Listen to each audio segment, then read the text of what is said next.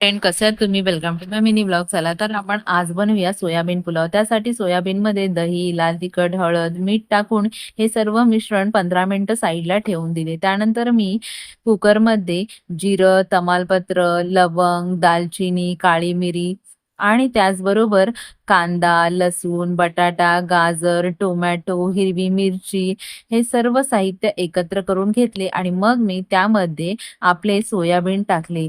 आणि हे सुद्धा व्यवस्थित एकत्र करून घेतले आणि थोडा वेळ हे सर्व साहित्य शिजू दिले.